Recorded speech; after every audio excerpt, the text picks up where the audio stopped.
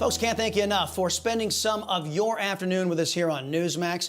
You know, it's rare that a story captures so completely the biggest problem we have in America, but the story I'm about ready to share with you does. America's problem: big, foolish, unaccountable government. That's our focus in today's preamble. I have to credit left-leaning and right-leaning news organizations for this story. NPR was the first to discover the immense cost of stupid government. Breitbart magnified the story so it could reach every American. And now the Salcedo show is going to do its part. The more accurate Breitbart headline is jarring. U.S. Department of Energy gives revolutionary battery technology to China. The story begins back during the occupation of the Oval Office of Barack Hussein Obama. During Obama's reign, China made great strides, even building an illegal military base on the Woody Islands, imperiling $6 billion of commerce in the Pacific Basin every year. Communist China illegally militarizes the South Pacific to this day. But Obama's government was doing more than allowing China's military domination to get a foothold. Obama's team was busy financing the communists with your money. 10 years ago, an American company called Energy developed revolutionary battery technology that would allow a house to be powered by solar energy. Energy is dead now, and they're gone because the U.S. Department of Energy inexplicably allowed this tech to end up in China's hands while preventing American companies from manufacturing it. It took 6 years and 15 million U.S. taxpayer dollars, but researchers created a high-powered battery using vanadium, unlike current lithium batteries that have a short lifespan and are costly to recycle and are toxic to the earth. The vanadium redox flow batteries last for up to 30 years with virtually no loss in charging power.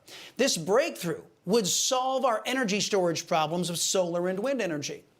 The lead scientist on the project, Gary Yang, secured a license from the Department of Energy to manufacture the batteries in 2012 and establish Energy Technologies. Yang claimed he had trouble lining up American investors for his battery project, but Communist China, through something called Dalian Ronk Power Co. Ltd., was quick to bring the money. After that, the scenario that has led to China's theft of numerous amounts of American technology played out as if it were scripted.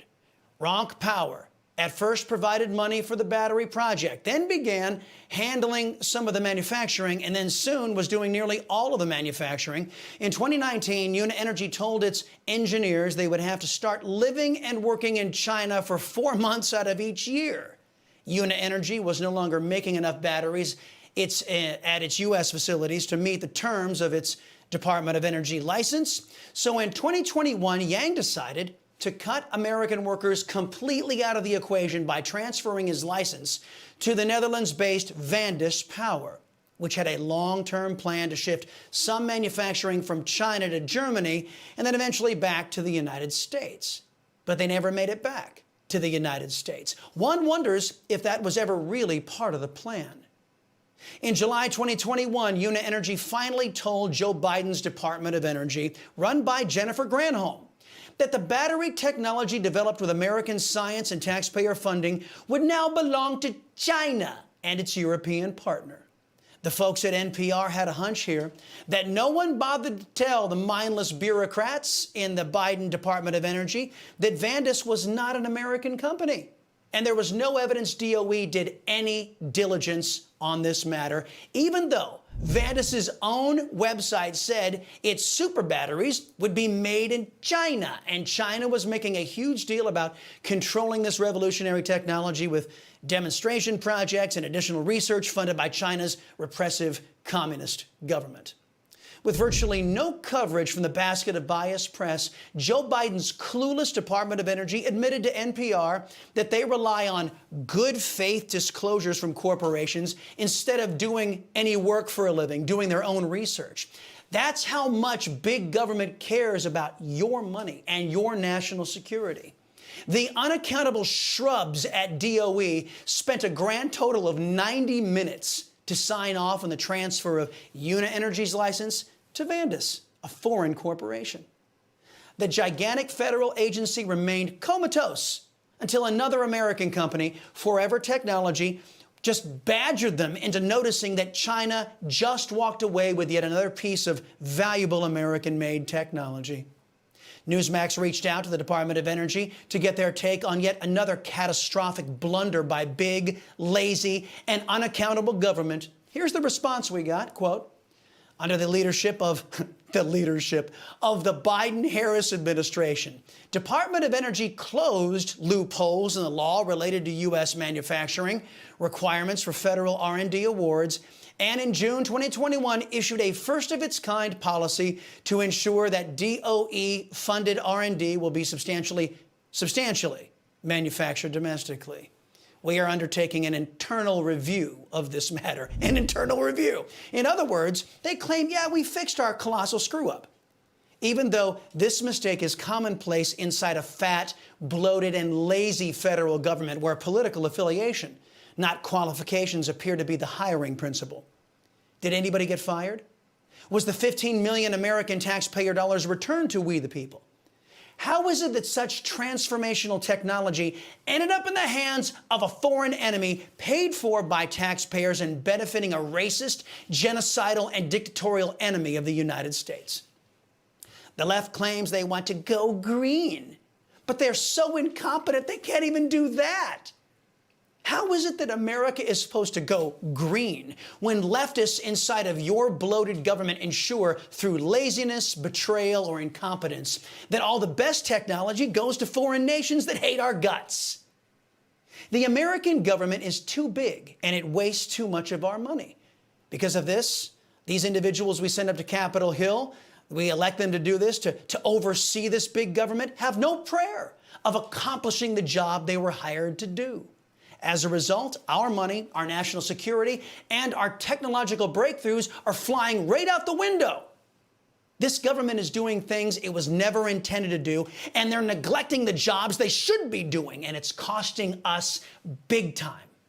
Mitch McConnell, Nancy Pelosi, Kevin McCarthy, and Chuck Schumer, they don't want to reduce the size and scope of government. They just think their side can manage it better. The Democrats and the Republicans are failures at managing big government because big government cannot be managed.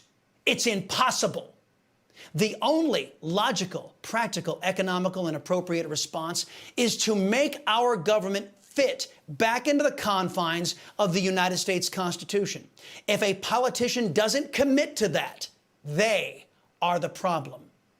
Now, let's get to our first guests. Oklahoma Congressman Mark Wayne Mullen. He sits on the House Energy and Commerce Committee. He's also a Trump-backed Senate candidate, along with President of the Heartland Institute, James Taylor. Welcome to you both. I'm glad you both can carve out some time for this important story. Congressman, we begin with you. Department of Energy officials told Newsmax they're looking into how this all happened. But isn't the answer simple? This government is too big, and Congress cannot do proper oversight because of irresponsible and lazy leaders like Chuck Schumer and Mitch McConnell, who shake hands in agreement to spend on everything rather than setting priorities like adults with a limited budget do. Well, this is what happens when you don't have citizen legislators, Chris. You have individuals that think government is to create jobs.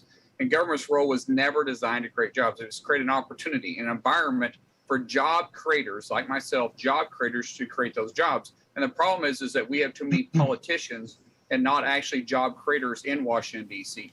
And they lose focus. They lose the role of government because their idea is if we grow it, then we'll have more responsibility. But as we look at different decisions that's come out of the court, actually, as we grow it, Congress actually concedes power to agencies like the Chevron deference. What we need to make sure we do is put it back in the hands of the people. We, the people, have control of the government, and we can't do that from Washington, D.C., because then you have Department of Labor bureaucrats saying such a ridiculous statement, giving away American technology. When we put it back in the hands of the people, that means we put it out of Washington, D.C., put it back in the states and back in the local control, which is exactly what President Trump was trying to do in his first 4 years of office. Now, James, this just hits me right between the eyes. You know, the Democrats can't even do their own backwards agenda correctly. They say they're all for this green energy boondoggle, but their childlike attention to government undermines the ability to accomplish their stated goal. Yeah, Well, exactly, Chris, Chris. When you say backwards agenda, you hit it right on the head.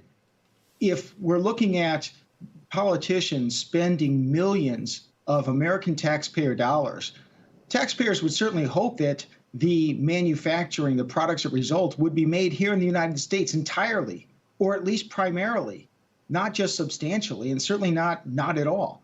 And looking at the backwardness of this, even if these batteries were developed and manufactured here in the United States, all it's doing is facilitating wind and solar power, for which the minerals required to build the equipment, for which the processing of those minerals and the manufacturing of the wind turbines and solar panels, the lion's share of that is done in China. So even if this were going to stay in the United States, this battery technology manufacturing, still all we're doing is handing off our energy independence and our energy economy to China.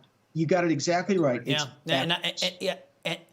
And James, not to mention that there are surveys out now and there are scientists out there right now who say, and geologists, we don't even have enough to make generation 1 of electric vehicle batteries for the entire world because we don't have enough raw materials to do it. This whole thing's a boondoggle. Congressman, Democrats' green energy push has reached new lows. Here's Energy Secretary Jennifer Granholm.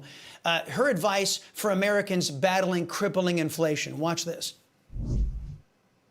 Low income, you can get your home entirely weatherized through the expansion from the bipartisan infrastructure laws. If you are moderate income, today you can get 30% off the price of solar panels. So in order to save a few $100, you just have to shell out a few $1,000s on solar panels, made in China.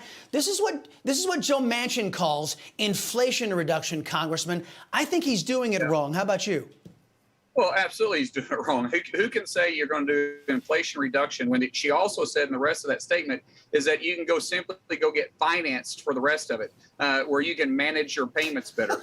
That's inflation. That's when you're running up higher credit. All these individuals are already running up credit because of their high energy costs, because of the failures of this administration. But the Secretary of Energy here, just shows how out of touch she is with the American people and how this whole administration is out of touch with this administration. They didn't put the best and the brightest in places. They put politicians in charge of our agencies that have no idea what they're doing, and they say stupid stuff just like this. I mean, people from Washington, D.C., I'm sorry, you're out of touch with the rest of the world, and that's exactly what you get when you get them in charge. And I want to go back to talking about the rare earth minerals just a second.